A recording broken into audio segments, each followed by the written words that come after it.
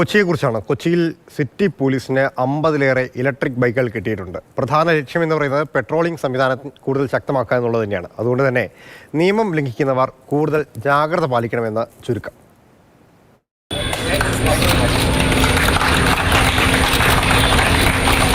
കുറ്റകൃത്യങ്ങൾ പെരുകുമ്പോൾ അവർക്ക് പിന്നാലെ കുതിക്കാനാണ് കൊച്ചി സിറ്റി പോലീസിന്റെ നീക്കം.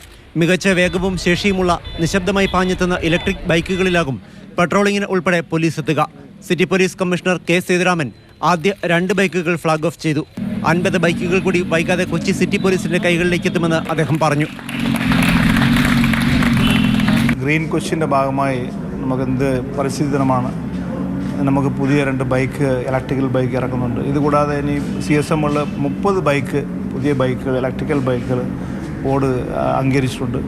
അതുപോലെ തന്നെ ഇനി ഒരു എക്സ്ട്രാ ഏജൻസികൾ 20 ബൈക്ക് കൊടുത്തു 50 ബൈക്കെങ്കിലും നമുക്കിനി കൊച്ചി സിറ്റി പോലീസിൽ നിലത്തിൽ ഇറക്കാൻ സാധിക്കും. പ്രത്യേകിച്ച് ഈ ട്രാഫിക് അപകടങ്ങൾ കുറയ്ക്കാനായിട്ടും അതുപോലെ തന്നെ എന്തെങ്കിലും ആക്സിഡൻ്റ് ആയി കഴിഞ്ഞാൽ പോയി സഹായിക്കാനായിട്ടും പിന്നെ ഇതുപോലെ നമ്മുടെ സോളിഡ് വേസ്റ്റ് മാനേജ്മെൻറ്റ് സ്ഥലത്ത് പല സ്ഥലത്ത് പോകാൻ പറ്റാത്ത അവസ്ഥയാണുള്ളത്. അവിടെ പോകാനായിട്ടുള്ള വേണ്ടിയാണ് നമ്മൾ ബൈക്ക് ഉപയോഗിക്കാൻ പോകുന്നത്. കൂടുതൽ ബൈക്കുകൾ വരുന്നതോടെ ഇടവഴികളിൽ പോലുമുള്ള പട്രോളിംഗ് എളുപ്പമാകും. അപകട സ്ഥലത്തും മറ്റും ജീപ്പിലേതിനേക്കാൾ വേഗത്തിലെത്താം.